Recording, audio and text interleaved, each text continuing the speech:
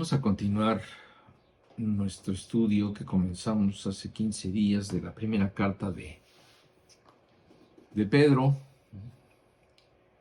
Y la vez pasada comenzamos a ver una de las divisiones que tiene esta carta, que nos habla acerca de la esperanza, de la cual nos comienza a hablar Pedro en este primer capítulo. Y veíamos que Él nos recuerda que tenemos una esperanza, y una esperanza que Él menciona que es viva. Una esperanza que se deriva no de algo imaginario, ni de algo que todos quisiéramos tener, ¿verdad? Que es la aspiración a llegar a Dios al final de nuestras vidas, sino en base, la base de nuestra esperanza viva y real es nuestra fe en Jesucristo, ¿verdad? Y veíamos que esta es la base de nuestra esperanza. No necesitamos otra cosa, sino precisamente la promesa que Dios nos ha dado de una vida eterna a través de los logros de Cristo en la cruz. Y este es el fundamento de una fe y una esperanza viva. Ok, eso fue lo que vimos de los primeros 3 versículos. Y vamos a continuar viendo. Estoy en 1 de Pedro, capítulo 1, y voy a leer los versículos 4 y 5. Bendito el Dios y Padre de nuestro Señor Jesucristo, que según su grande misericordia nos hizo renacer para una esperanza viva, por la resurrección de Jesucristo de los muertos, para una herencia incorruptible, incontaminada e inmarcesible, reservada en los cielos para vosotros, que sois guardados por el poder de Dios mediante la fe, para alcanzar la salvación que está preparada para ser manifestada en el tiempo postrero. Entonces aquí Pedro nos continúa mencionando los frutos del triunfo de la cruz y nos habla de 2 cosas muy importantes. Nos habla de una herencia y de una salvación. La herencia, pues, es una de las cosas que un padre deja, que viene a ser el fruto del esfuerzo y del trabajo de toda una vida, la cual él aparta para después de su partida. Es decir, la herencia del padre es para los que él ha decidido heredar, sus hijos. Pero es importante entender qué significa hijos. Y los hijos son solo aquellos que han aceptado a Dios por Padre. Lo que deriva en que Dios los reciba como hijos. Así que esta herencia no es una herencia para todo el mundo. Es verdad, el mundo está lleno de criaturas de Dios, pero la herencia es para los hijos, para aquellos que le han dado cabida a Jesús en su vida al creer en Él. Como nos dice Juan, ¿verdad? En Juan 1:12, donde dice que, pero a todos los que creyeron en Él y lo recibieron, está hablando de Jesús, ¿verdad? Les dio el derecho de llegar a ser hijos de Dios. Entonces, solo a los que han creído en Jesús les ha dado el derecho de ser hijos de Dios. Entonces, aquí establecemos quiénes van a ser los beneficiados con la herencia del Padre? Los hijos. ¿Y quiénes son los hijos? Aquellos que han recibido a Dios por Padre. A partir de entender quiénes son realmente los hijos de Dios, podemos entender también que por el hecho de ser hijos, entonces también son herederos. ¿Y de qué son herederos? Pues son herederos de las cosas de su Padre. Y en este caso, pues estamos hablando de la herencia que Dios nos ha dejado por medio de Jesús.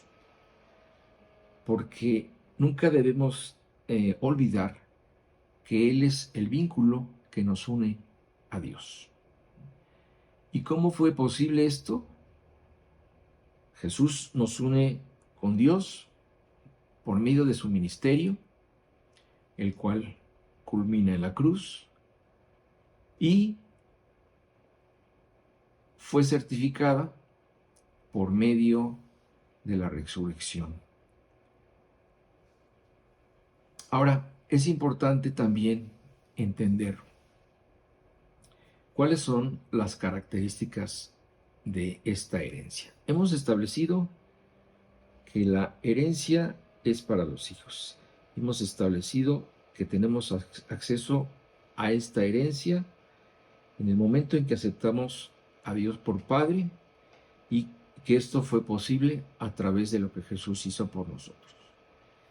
Y otra cosa que tenemos que entender es que como esta herencia proviene de Dios, todo lo que Él nos pueda dar es puro y sin mancha.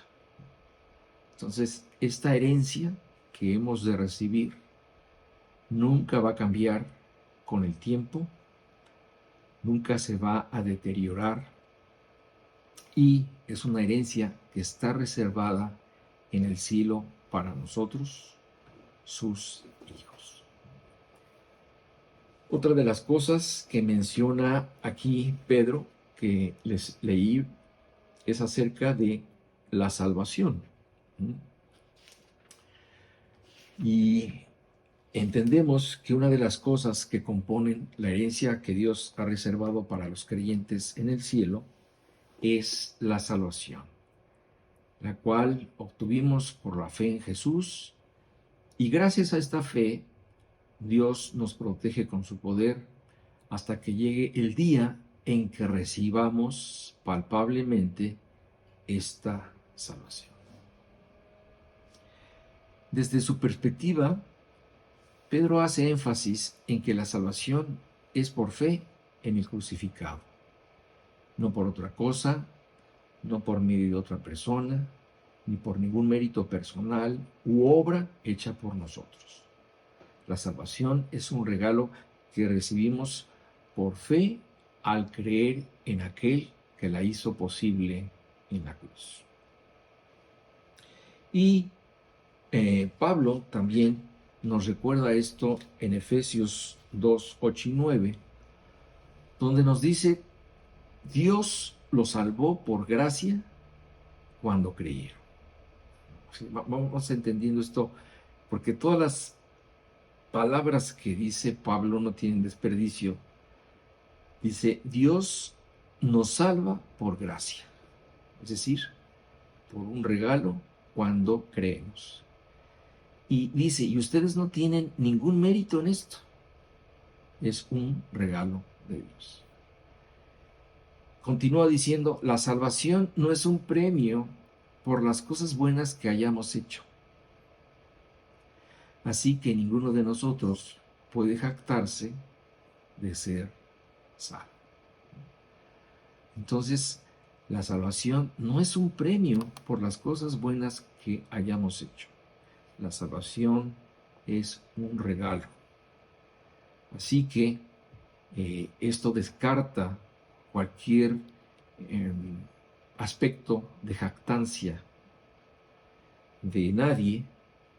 En el cielo nadie va a poder decir: bueno, yo estoy aquí porque yo fui muy bueno, o porque hice muchas cosas a favor de la humanidad, no. Todos los que estemos en el cielo tendremos un factor común de pensamiento al decir, nosotros fuimos salvados por gracia cuando creímos. No tenemos ningún mérito en esto, porque la salvación que tenemos fue un regalo que Dios nos dio cuando creímos. Entonces, este término, salvación, se está usando aquí precisamente para hablarnos del destino final para todos los que hemos creído. Salvación que se manifestará en el día final y que dice aquí Pedro, de la cual todos serán testigos. Es decir, todos los que estemos allá seremos testigos de la salvación de cada uno de los creyentes, ¿verdad? Y seguramente será un momento para reconocer lo que Dios hizo por nosotros y para alabarlo y para darle gloria. El hecho de ser salvos, es decir, el hecho de estar salvados, precisamente nos recuerda que somos librados del juicio y del castigo que merecían nuestras faltas. El hecho de estar salvados nos recuerda que esto hace posible que no sucumbamos en las tinieblas, sino que vamos a vivir siempre en la luz. Al estar en la presencia de Dios, nos garantiza que estemos siempre en la luz porque Él es la luz. El hecho de ser salvados nos recuerda que hemos sido librados, que nuestras almas han sido libradas de la condenación, del infierno eterno y, finalmente, una salvación no conseguida por nosotros, sino por Dios, es lo único que nos garantiza una estancia eterna al lado de Dios. Y claro, pues mientras llegamos mientras estamos aquí, somos guardados por el poder de Dios mediante esa fe que en algún momento fue incipiente, ¿verdad? Pero que se fue fortaleciendo en nosotros conforme ésta va siendo sometida a prueba. Y entonces vamos creyendo en ella. Desde luego, nunca la fe de un creyente maduro va a ser igual que la fe de un creyente recién convertido, ¿verdad? Porque la fe de un creyente que ha pasado por muchas cosas, ¿verdad?, es una fe fortalecida, es una fe probada, es una fe que ha ido creciendo y madurando a través del tiempo. Todos comenzamos con esa fe pequeña, pero conforme vamos creciendo y vamos madurando en nuestra vida espiritual, esta fe se va fortaleciendo. Dice el versículo 6, en lo cual vosotros os alegráis, aunque ahora por un poco de tiempo, si es necesario, tengáis que ser afligidos en diversas pruebas. Es decir, nosotros nos podemos alegrar en que tenemos una esperanza viva, nos podemos alegrar al recordarnos, Pedro, que tenemos una herencia incorruptible, inmarcesible, preparada en el cielo para nosotros. Podemos estar alegres al saber que somos salvos, ¿verdad? Pero aquí hay algo que Pedro nos menciona. Dice, aunque ahora, por un poco de tiempo, refiriéndose a la brevedad de la vida, que es absolutamente breve si tú la comparas con la eternidad, si es necesario, dice, tengamos que ser afligidos en diversas pruebas. Como les decía, todo creyente que ha meditado en estas verdades, que está muy consciente de cuál será su destino final, tiene suficientes motivos para alegrarse.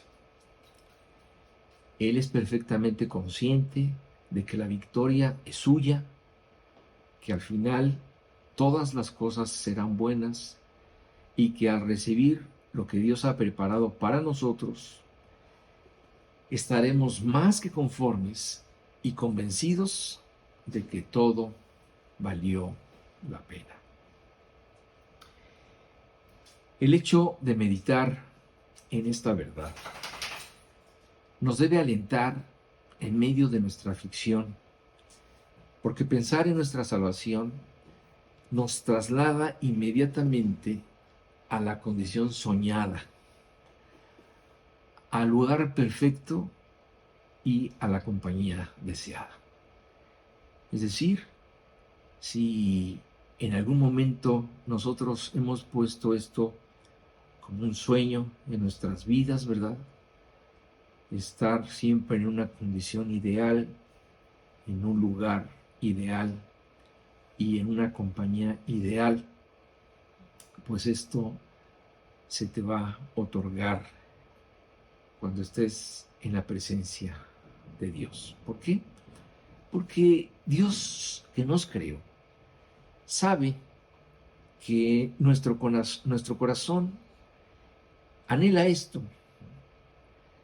anhela que nosotros alguna vez lleguemos a esto que en el fondo siempre hemos anhelado, que es la paz y el descanso.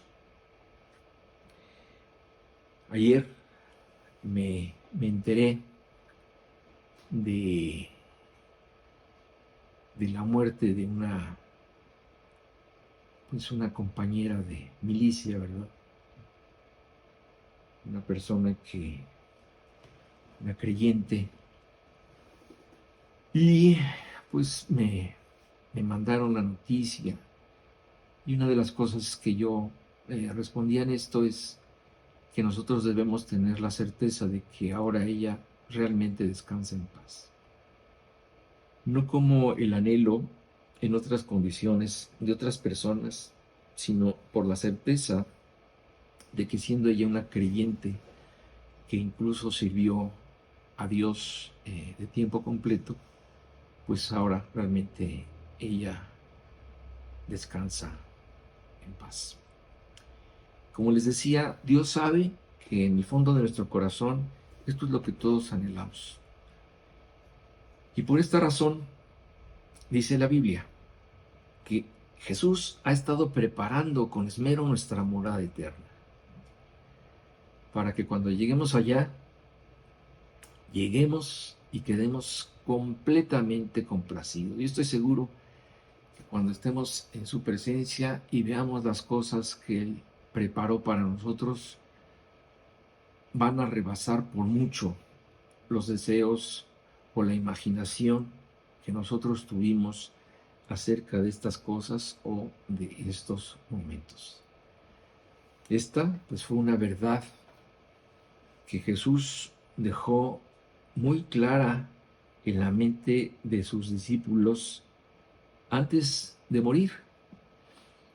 Y esta es la verdad que debe ser el más grande aliciente para vivir nuestra vida aquí, sí, seguramente llena de penurias, seguramente llena de enfermedades, llena de restricciones, pero poniendo la vista en que en algún momento llegaremos a nuestra morada eterna y allá no va a faltar ni el agua, Gustavo.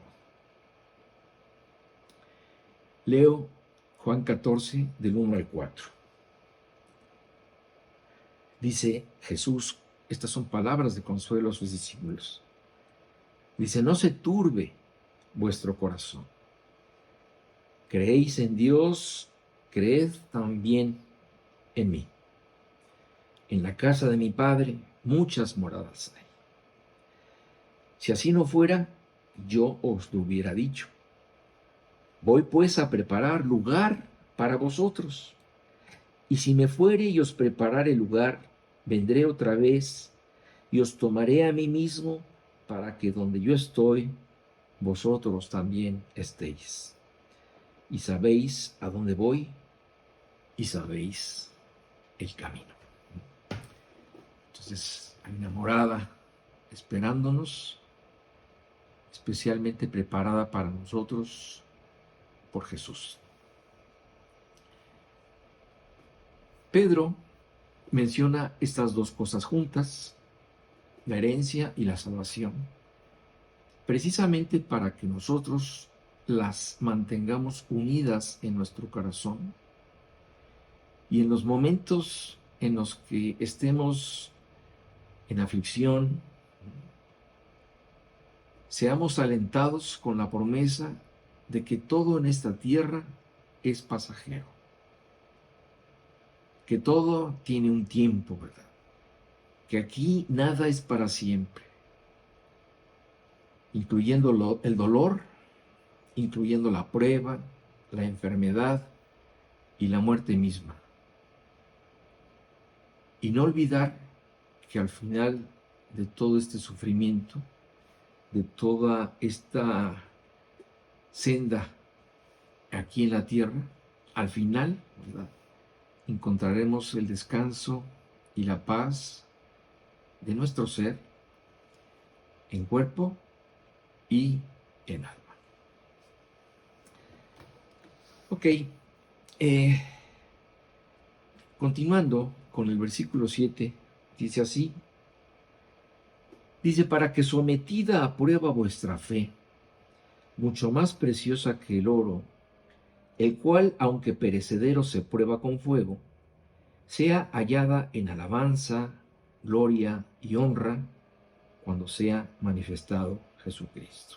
Es decir, aquí está hablando de esta fe que es sometida a prueba. Una fe mucho más preciosa que el oro, que tiene que ser purificada para que al final esta fe sea hallada en alabanza, gloria y honra cuando Jesucristo se manifieste. Es decir, que todos los que decimos que tenemos fe, estaremos sujetos a que nuestra fe sea probada. ¿Por qué? En primer lugar, para saber si es real, si es auténtica, para saber si estamos en la fe. Y en segundo lugar, para que esta fe sea purificada. Fe real. Es muy importante saber si realmente estamos en la fe, si realmente hemos creído. ¿Por qué? Pues porque precisamente todo parte de ahí. Si no tenemos esta fe, pues ni somos hijos, ni somos herederos, ni tenemos esperanza viva, ni tenemos herencia, ni tenemos salvación, no tenemos nada. De tal forma que es muy importante saber si realmente hemos creído. Y no se trata de saber si perteneces a un grupo cristiano, tampoco se trata de que tus padres o tus hijos sean cristianos. Se trata de saber si tú has tenido un verdadero encuentro con Jesús. Porque conocer al ser más perfecto y poderoso del universo no es cualquier cosa. Es un encuentro que cambia tu vida para siempre. Porque de la misma forma como Jesús cambió completamente la vida en la tierra cuando Él se hizo presente, ¿verdad? De la misma forma, este efecto se lleva a cabo individualmente en las personas que lo conocen.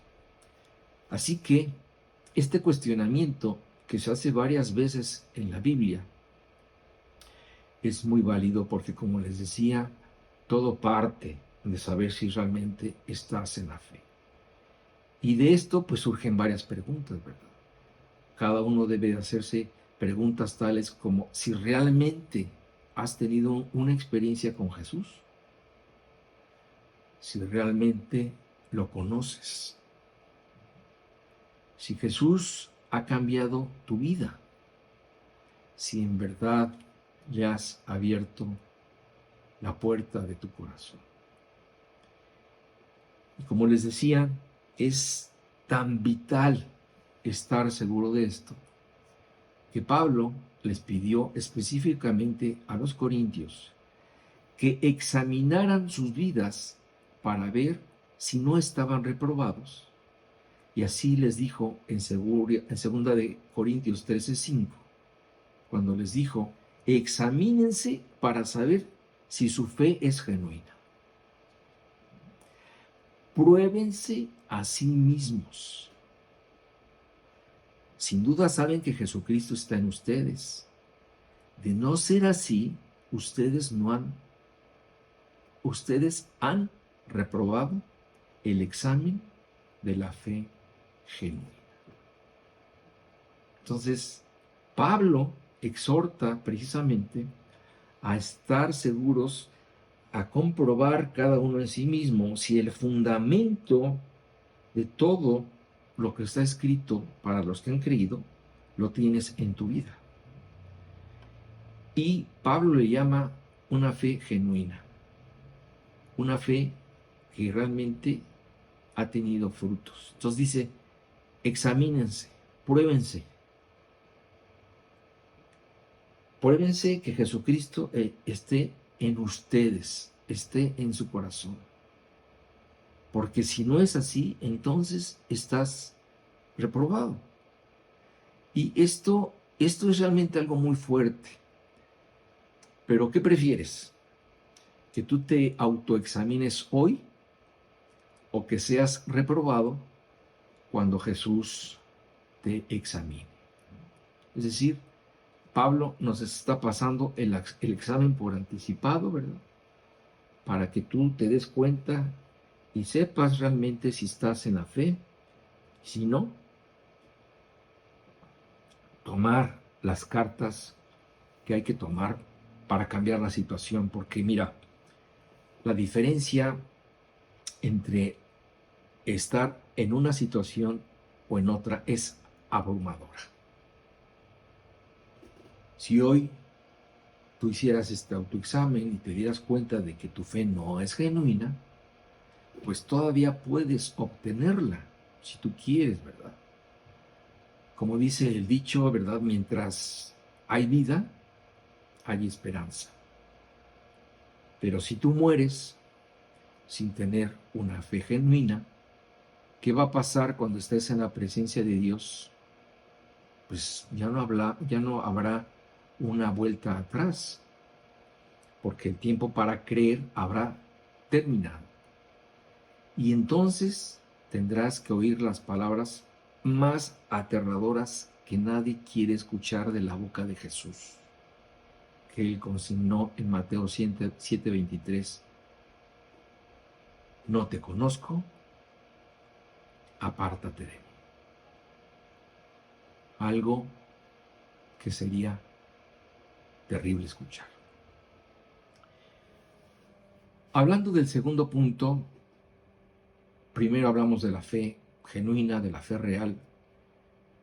Si esta la tienes, entonces Pedro nos habla acerca de la fe que es purificada, es decir, la fe del creyente. Para resaltar el punto de la fe purificada, Pedro usa una analogía con el proceso de refinación del oro. Y nos dice, bueno, los metales son fundidos por medio del fuego, y en este proceso las impurezas empiezan a flotar. Y lo que hace el artesano es que va retirando estas impurezas, las va separando, y hasta que el oro se va volviendo cada vez más puro y refinado. Entonces, esta es precisamente la analogía que Pedro usa para ver cómo nuestra fe es probada y es purificada como el oro.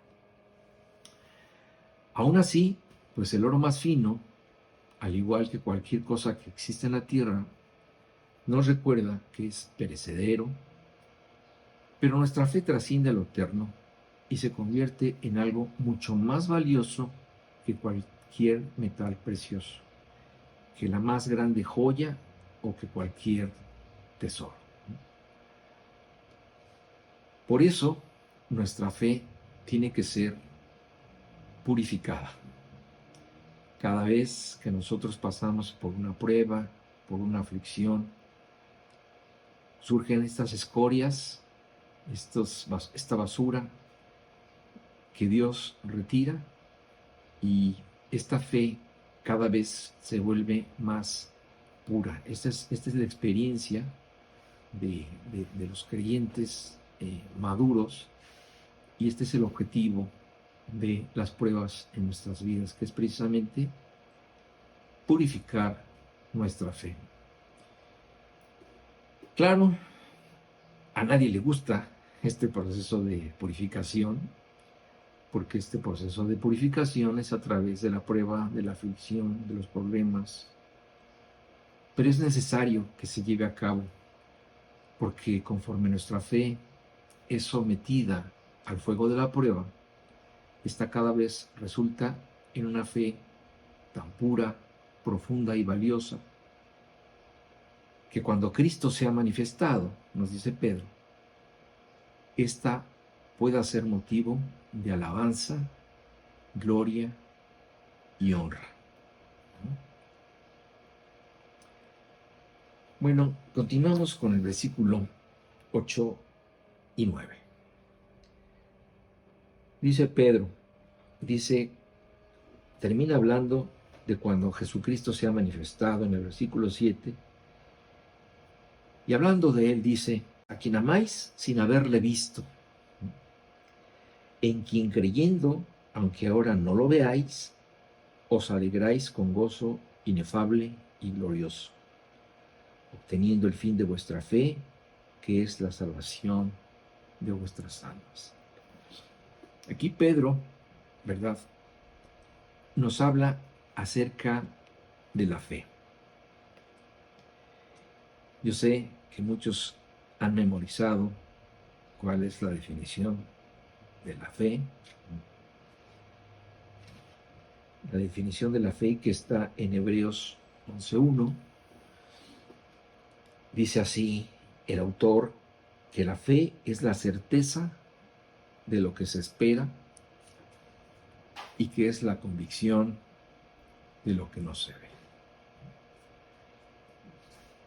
Resulta un tanto irónico, ¿verdad?, oír de pronto a Pedro hablar acerca del amor,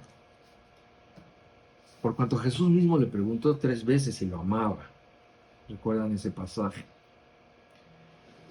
El día que sucedió esto, Pedro tuvo que mirar en su interior para confirmarse en su amor hacia su maestro. Y ahora, mucho tiempo después, cuando él escribe esta carta, ya en su madurez, sobresalta el trabajo del Espíritu Santo en el creyente, el cual le permite amar a Cristo. Y de una forma muy diferente a la que Pedro pudo experimentar, porque aquí hay una gran diferencia. Pedro pudo amar a Cristo porque lo vio, porque pudo convivir con él, porque fue testigo de sus milagros, porque pudo conversar con él.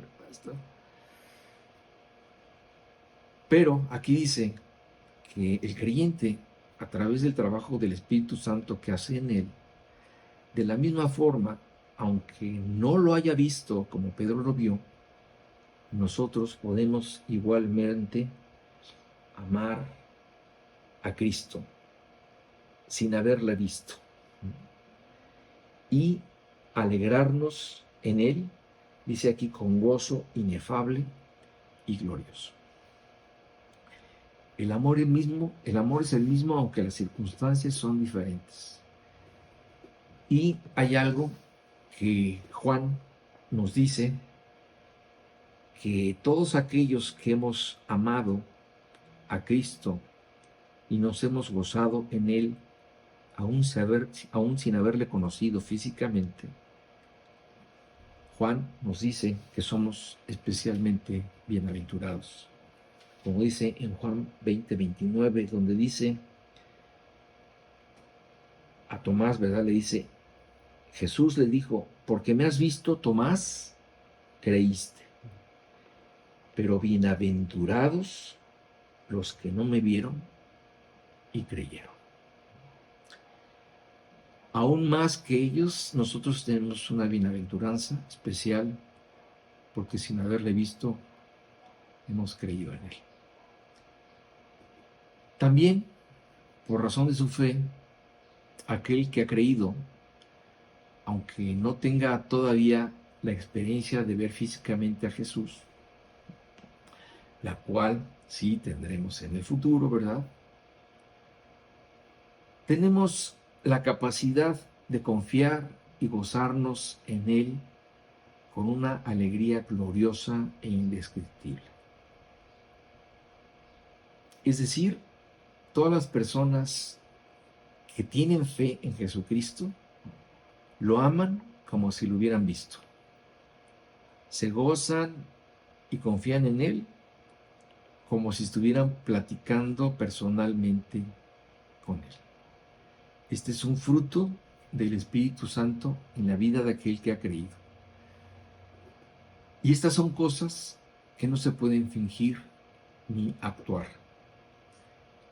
Y es verdad, aunque podemos encontrarnos personas por ahí que dicen que tienen mucha fe, esta se demuestra con hechos, por medio de los actos de confianza que nosotros podamos tener en Dios y por la vida que solo el que conoce a Dios sabe que corre por sus venas.